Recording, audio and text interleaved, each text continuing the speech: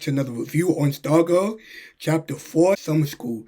Now, I know I didn't review episode 2 and 3 of Stargirl, but I'm going to be giving you guys a little bit of my thoughts on both of these episodes. Now, episode 2 is really dealt with the whole Green Lantern and Jade introducing us to the Shade in episode 3 as well. This was a Mike Dugan-centric episode, and we finally got our introduction into Jakeem Thunder. He has absolutely been on the roll and knocked it out of the park these last couple of episodes. But we had to talk about episode 4.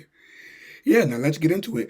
But before I get into the review, hit that subscribe button, turn on bell notification to get notified with videos like this and so much more drop. Stargirl, Chapter 4 of Summer School. Now, I'm going to be doing the reviews a little bit differently. I'm going to recap what happens in the episodes, and then I'm going to give you guys my final thoughts, the good, the bad, give you guys my final thoughts, predictions, theories, wrap it up in an all nice bow, and I'm going to give you guys my score. All right, you ready? Let's start this review. Artemis Clark in this episode. Now, she was great in this episode, dealing with the after effects of what happened to her parents. Everything about her in this episode seems to her be reaching this kind of tipping point, this boiling point. And I really, really like that. We're getting more of Artemis. We're digging more into her backstory and what she's like as a character. What her life is like in school or just out of school. And I really, really enjoyed that. As I did her parents as well. They was great in this episode. Now, they wasn't in the superhero attire because obviously, they was arrested.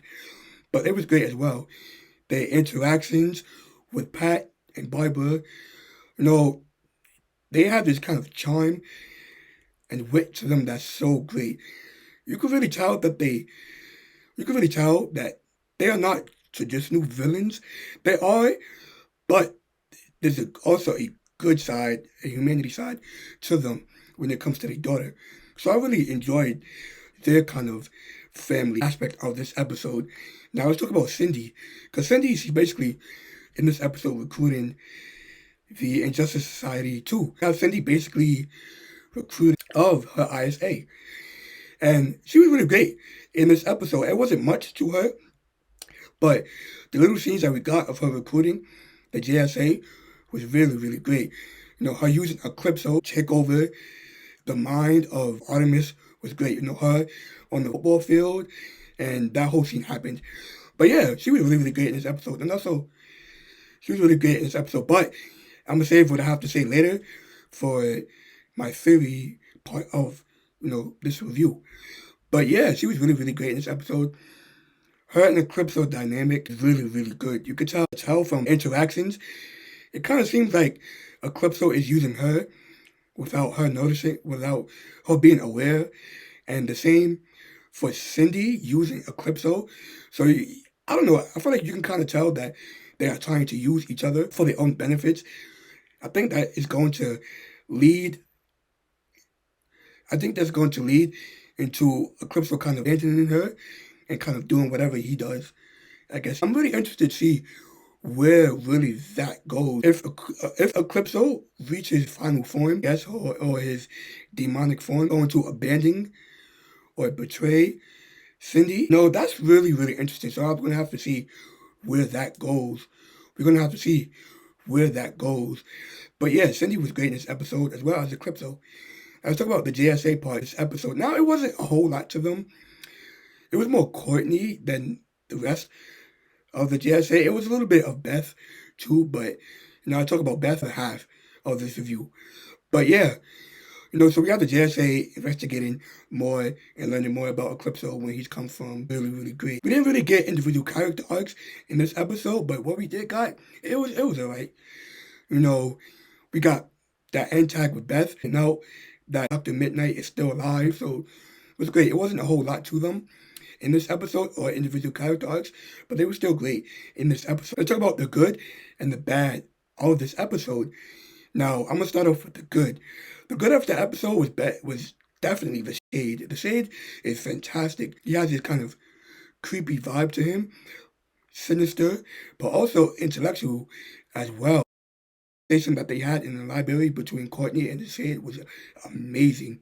I really, really love the character of the Shade. His whole demeanor, was absolutely fantastic. Now, I'm also kind of wondering too what his story is going to be going forward, because he's after the Black Diamond, but not necessarily the way that you think. So I'm wondering what else is he planning, or what is his motivation? What more is about the Shade that we don't know? Yeah, I really, really love this character. Another good is Sportsmaster and Tiger. I said before in the earlier parts of this review that they are not really evil in the traditional sense.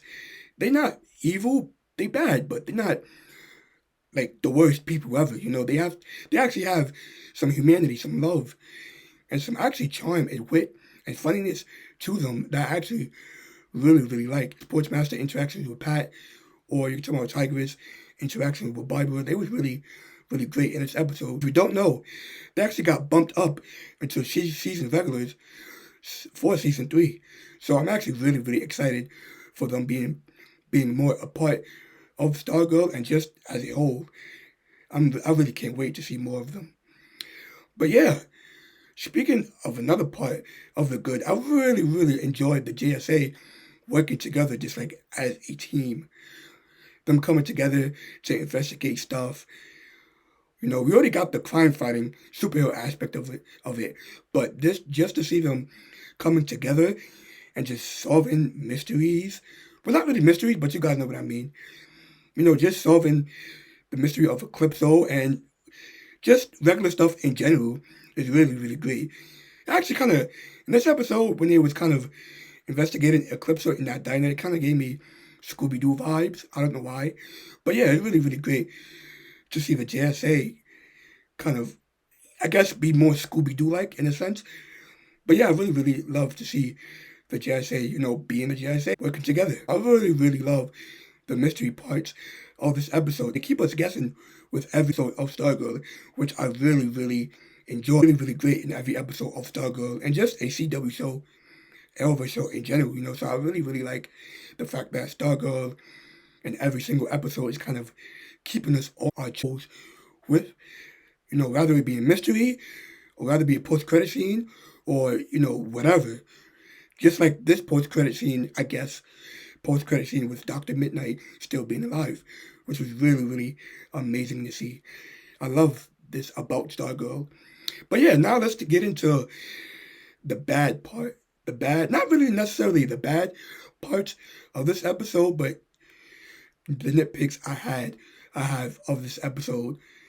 Now, for one, it seems like for me in this episode that it seems to be more, they're trying to make storylines, side stories, into one whole big storyline. It just seems like that to me. And it doesn't really seem to mash well. Like, you have side stories going on, and then you have the main story going on. And it's kind of like, I feel like they're kind of doing too much, and they're kind of moving away the individual storylines to focus on the main storylines, which is not necessarily really good. I like a balance. I don't like you getting rid of one thing for the other. I like a balance. A balance, as all things should be. But yeah, I don't know. It seems like they are trying to make side stories into main stories. But yeah, that's my opinion. Another part of this is really, it doesn't really seem to be any character growth, or I guess you could say it doesn't seem to be any character growth or character focused as, this season.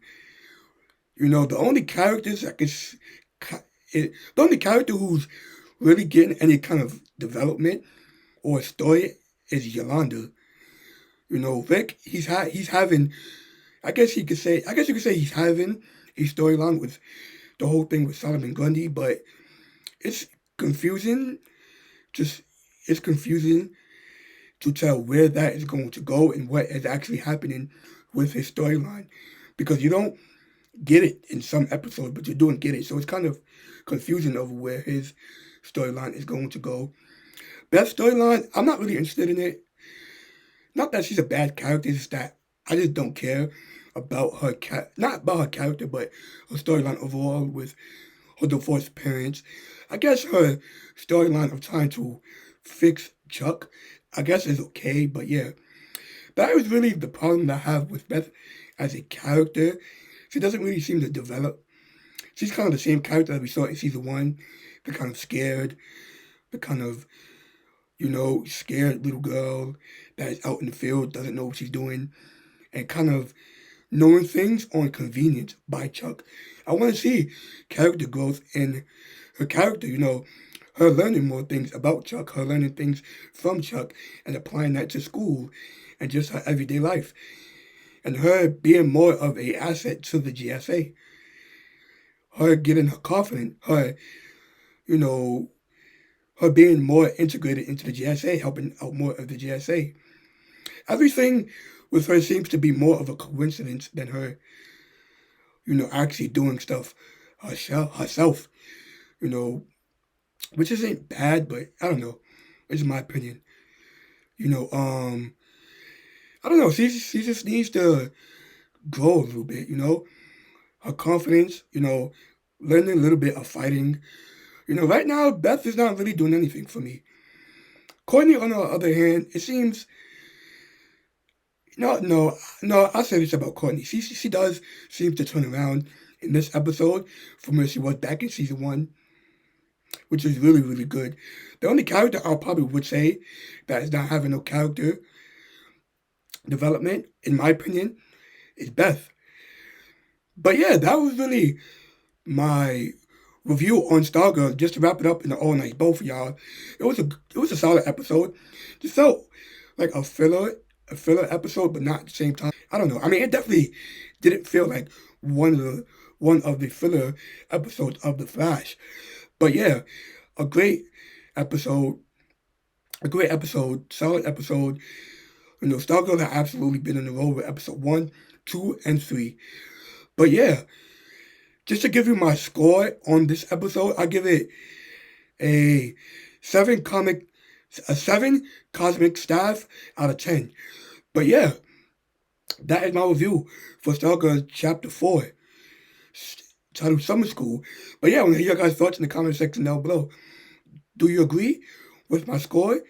Do you agree with my thoughts on the characters in general? Where do you think this whole Calypso Shade storyline is going to go? But with that being said, hit that subscribe button and turn that bell notification to get notified when videos like this and so much more drop. With that being said, I'll see all you JSA members in the next video.